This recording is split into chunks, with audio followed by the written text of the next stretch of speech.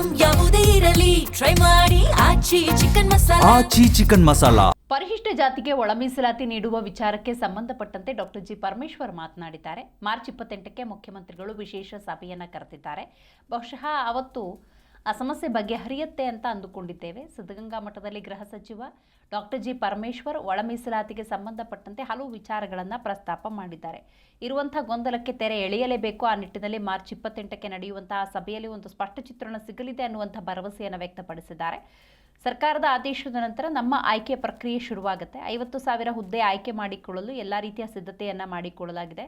Police ಇಲಾಖೆಯಲ್ಲಿ 8,000 ಹುದ್ದೆ ಇದೆ. ಸರ್ಕಾರದ ತೀರ್ಮಾನದ ನಂತರ ತುರ್ತಾಗಿ ಆಯ್ಕೆಯ ಪ್ರಕ್ರಿಯೆ ಕೂಡ ನಡೆಯುತ್ತೆ ಅಂತ ಗೃಹ ಸಚಿವರು ತಿಳಿಸಿದ್ದಾರೆ.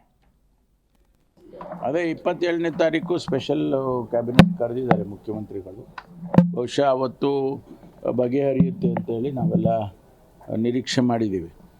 ಜಾರಿ ಆಗುತ್ತೆ ಅಂತ ಅಲ್ಲ, ಅವತ್ತು ತೀರ್ಮಾನ ಆಗುತ್ತೆ. ತೀರ್ಮಾನ ಆದಮೇಲೆ ಸರ್ಕಾರ ಆದೇಶಗಳನ್ನ ಹೊರಡಿಸ್ತಾರೆ. ಸರ್ಕಾರದ ಆದೇಶ ಹೊರಟ ಮೇಲೆ ನಮ್ಮ ರೆಕ್ರೂಟ್ಮೆಂಟ್ ಪ್ರೋಸೆಸ್ ಸ್ಟಾರ್ಟ್ ಆಗುತ್ತೆ. ನಾವೇನು 56,000 ಹುದ್ದೆಗಳನ್ನು ನೇಮಕ ಮಾಡ್ತೀವಿ ಅಂತ ಹೇಳಿದ್ದೀವಿ. ಅದರದ್ದು ಎಲ್ಲ ರೆಡಿ ಇದೆ, ಪ್ರೊಸೆಸ್ ಮಾಡಿ ರೆಡಿ ಇದೆ. ಉದಾಹರಣೆ ನಮ್ಮ ಇಲಾಖೆನಲ್ಲೇ 8,000 ಇದೆ. ನಾವು ಅದನ್ನು ಇಮಿಡಿಯೇಟಾಗಿ ಅಡಾಪ್ಟ್ ಮಾಡಿಕೊಂಡು ರೆಕ್ರೂಟ್ಮೆಂಟ್ ಪ್ರೋಸೆಸ್ಸನ್ನು ಸ್ಟಾರ್ಟ್ ಮಾಡ್ತೀವಿ.